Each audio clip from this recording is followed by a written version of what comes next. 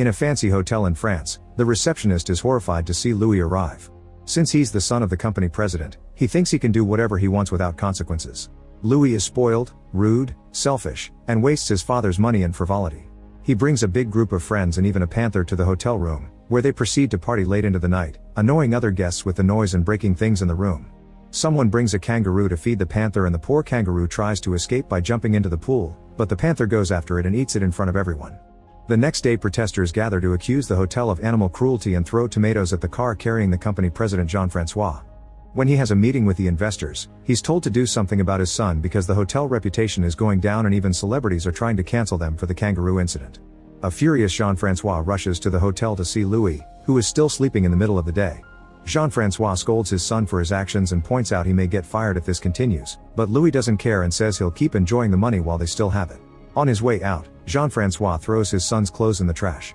In the evening, Jean-Francois's girlfriend Helene comes home angry because he missed her photography event.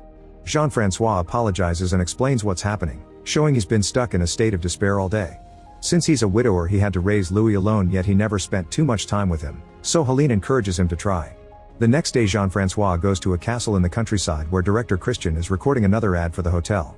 Christian complains about the model they sent him and thinks he can have the same demands as famous directions like Kubrick. The ad so far shows a beautiful woman walking through the different rooms in the castle feeling like a princess until she finds a staff member wearing lingerie. Christian did this on purpose to catch genuine shock on camera, but Jean-Francois is worried the model will sue them for naughty content that wasn't in her contract. This doesn't bother Christian, who points out that to get the best out of someone, you shouldn't ask for their opinion. The words get stuck in Jean-Francois' mind, and when he's about to leave the castle, he looks at the area and gets an idea. He runs back to Christian and offers him a movie deal. Sometime later Louis is coming out of a bar with two women when he notices his car being towed. He tries running after it, but suddenly someone shoots him with a sedative and he collapses. The next morning Louis is woken up by a bell. He finds himself in a weird room wearing strange clothes before Sylvain comes to shake him out of bed, reminding him not to be late. At that moment Foreman Beauvillain shows up to yell at Louis for still being in bed. When Sylvain tries to defend him, Beauvillain starts throwing him around the room and hitting him for talking back to his boss. After throwing Sylvain through the window, Beauvillain calls Louis a servant and sends him to work. Louis leaves the building and freezes when he discovers he's traveled back to the 18th century. Beauvillain has to run after him to send him to work. They find the Viscount pausing his walk to announce it's coming, so Beauvillain shows Louis how to set up a bucket and folding screen so the Viscount can poop. When he's done, the plague doctor closely inspects the poop and gives a full analysis, complimenting the shape and the smell. Supposedly this proves the Viscount is healthy. Thinking he's surrounded by weirdos, Louis tries running away. He crosses the field and makes it to the forest where he finds a pack of wolves blocking the way. Then he tries taking a road, but Etienne appears with a bunch of hunting dogs that start chasing Louis. He crosses the bridge and ends up falling in a swamp where the dogs surround him. Louis begs for mercy, however Etienne throws him on the ground and points a spear at him. Etienne thinks Louis must be executed for trying to escape from working for his father the Viscount, but the moment is interrupted by Etienne's sister Isabeau. She thinks servants must be treated with dignity, which triggers an argument between siblings. The Viscount is annoyed by all the noise and makes Etienne let Louis go. While Sylvain picks Louis up, the bird that has been watching all this returns to the forest, revealing it's a drone. It turns out this isn't actually the past, it's a film set created by Christian and Jean-Francois to teach Louis some humility. The staff has set up the base of operations near the forest where Jean-Francois shows concern about the wolves and the dogs. Christian explains it had been necessary to make Louis believe it was real. While the special effects guy prepares a table full of fake poops, Etienne checks on his girlfriend Lison, the horse trainer. Back in the fake village, Louis watches Sylvain and other servants peel potatoes while asking questions. He learns he's in 1702 and France still has a king instead of democracy.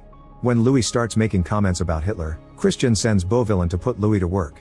However, even while peeling potatoes, Louis keeps talking about coming from the future. At first Sylvain doesn't know what to do, but soon he gets in character and reacts in a confusion at every modern word Louis uses. Thinking about the night his car was taken, Louis assumes he was hit by another vehicle and concludes he must recreate that to return to the future. He runs outside and throws himself in front of a vegetable cart, which is too small and only bumps against his leg. Next Louis runs toward an actual carriage and hits his head, instantly falling unconscious. Sylvain runs to check on him, but Louis doesn't respond.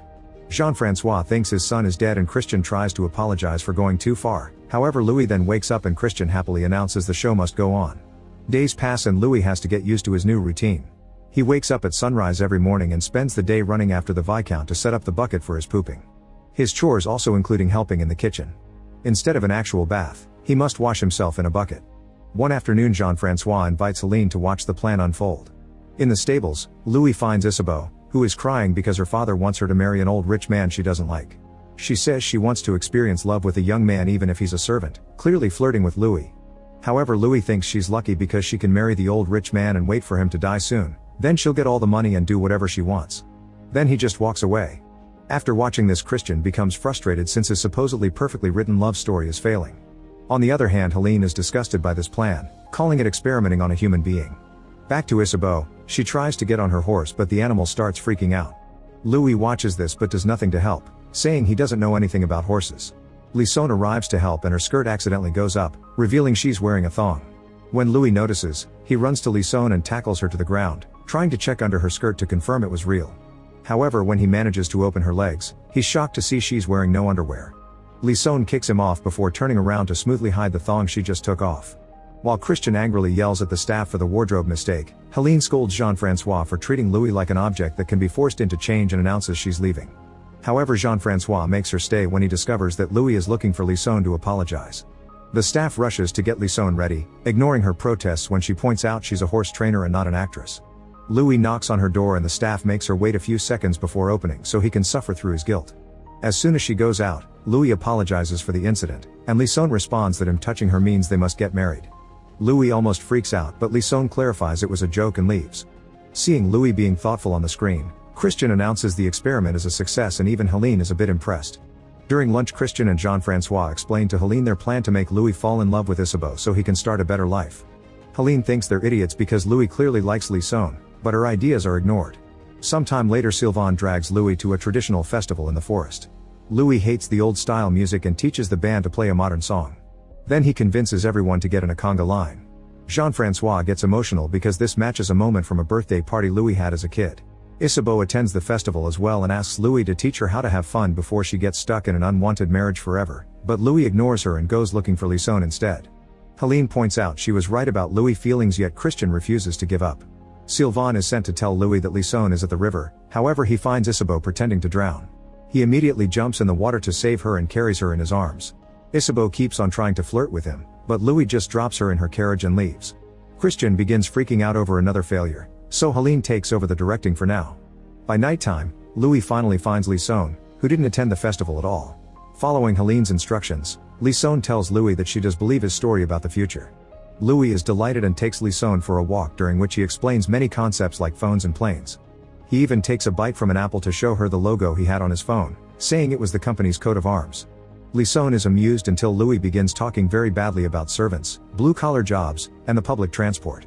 She calls him out for his attitude and reminds him he spends the day carrying the Viscount's poop before she storms off. Seeing this, Christian mocks Helene for thinking her idea would do any better. The next day, Lison apologizes to Helene for failing her and explains she has to deal with spoiled rich brats every day at the ranch she works at. Helene understands and tells her she doesn't have to get into a romance plot with Louis, just help him grow. Christian is still annoyed, so Jean-Francois assures him he's still in control and Helene is just a consultant. When Lison tells Etienne that she'll keep acting as Louis' friend, Etienne freaks out thinking she'll have to kiss him or worse. However, Lison thinks his jealousy is a lie and Etienne is actually angry that she's obtained a more prominent role than him. That night, Louis asks Sylvain how to romance a woman the old-fashioned way. Sylvain tells him he must be like a bear and release all his raw masculinity, then he proceeds to teach him the bear dance. It's very naughty but also absolutely ridiculous. The next day, Louis sings a song for Lison using her name and many compliments, also apologizing for his attitude. He does the dance while he sings, actually making her laugh and impressing her with his sincerity. Afterward, Louis thanks Sylvain for being a true friend, even calling him brother. In the middle of the night, Jean-Francois dresses up as the Viscount to sneak in Louis' room to watch him sleep. Sylvain sees him and points out this may ruin the plan, which triggers an argument. It's all the angry whispering that wakes Louis up and Jean-Francois has to hide his face with his jacket. Louis is still sure he's seeing his father, so Sylvain has to hit him to knock him out. Then an angry Christian has to enter the set to drag Jean-Francois away by force. The following day, Louis tells Sylvain he hit his head while sleeping and dreamed about his father. Beauvillain informs the Viscount that Etienne and his friends got in trouble in the city, so the king wants Etienne to be properly punished. The Viscount talks to Louis in private and asks him to pretend to be Etienne to take the punishment in his place. If Louis accepts, the Viscount will give him his own farmland and permission to marry anyone he wants. At first, Louis says no, but he changes his mind when he realizes this could mean marrying Lison. A few hours later, Louis is in a cage pretending to be Etienne. All the locals are angry that Etienne is ruining their town's reputation in the king's eyes, so they throw trash at Louis in protest. He's taken to the scaffold and a masked man proceeds to repeatedly whip his rear while the crowd asks for more. Christian thinks this is peak cinema, but Helene is horrified. Afterward, Louis goes to see the Viscount but instead finds Etienne, who forces him to sit down regardless of his pain. Etienne says his father is gone and he chooses not to give Louis the promised reward before throwing him off the chair. Forgetting he's supposed to be acting, Etienne accuses Louis of wanting to take Lison from him and mocks him for being a servant while throwing wine at his face. Helene is horrified again, but Christian thinks this makes for a good twist and allows it. Then Louis stands up and looks like he's about to rebel against Etienne only to leave the room. Christian and Jean-Francois are disappointed, however Helene this time is impressed. She points out that Louis is finally accepting consequences for his choices instead of being a complaining brat. Later Louis visits Lison and asks her if she's okay with befriending a bathroom servant, so she assures him he's fine. That night Louis receives Lison in his room with a modest meal he made himself by learning from the kitchen staff. Helene is proud but Christian thinks this is turning the story boring. The following day Lison and Louis go for a walk and see a bird behaving strangely in the sky. Since it's the drone malfunctioning, Christian asks for a distraction. Lison pushes Louis on top of the hay and kisses him until the drone is retrieved, then she leaves without a word. Christian and Jean-Francois celebrate, however Helene thinks they should stop this before it escalates since nobody should start a relationship based on lies. Helene and Christian argue over how to proceed and since Jean-Francois refuses to take sides, Helene says he's gone too far and leaves. This causes Jean-Francois to order Christian to finish the show. For the last act, Christian makes Vikings appear in the village. Louis wants to run away to safety but Sylvain tells him Lison may need him. He rushes back to the village and discovers that the Viking leader has chosen Lison as his wife. Lison begins crying for help, however Louis is too afraid and walks away. He's about to get on his horse when he notices the bird drone flying above him. Seeing it as a sign, Louis grabs the thickest stick he can find and rides back to the Viking camp, where he starts knocking all the poor actors out. He's so proud of himself that he almost attacks Beauvillain too, but Lison stops him just in time. She gets on the horse with him and together they ride into the sunset. Soon they reach the road and Louis is shocked to see Jean-Francois asking Helene not to leave while surrounded by cars and guards. Before he can react, Louis is put to sleep by a sedative dart. Sometime later Louis wakes up in a hospital. He's told he was in a car accident and in a coma for 3 months, so he assumes everything was a dream. Now he's depressed and doesn't party anymore. One afternoon Sylvain sees him on the street but he can't talk to him because of a contract clause. That night Louis has a drink with his father, who reveals he quit the company and now he feels lonely. Louis tells him all about his dream and how it felt so real, asking his father to believe in Helene. Moved by such a strong love, Jean-Francois decides to tell Louis the truth. In the morning, Jean-Francois takes Louis to the ranch where Lison works. The couple reunites and rides into the sunset again to share a kiss. Meanwhile Jean-Francois visits Helene to try to repair their relationship. Sometime later Christian begins a new business by putting rich kids in historical sets to teach them a lesson. Make sure to subscribe and turn on notifications so you can watch more videos like this. Thanks for watching.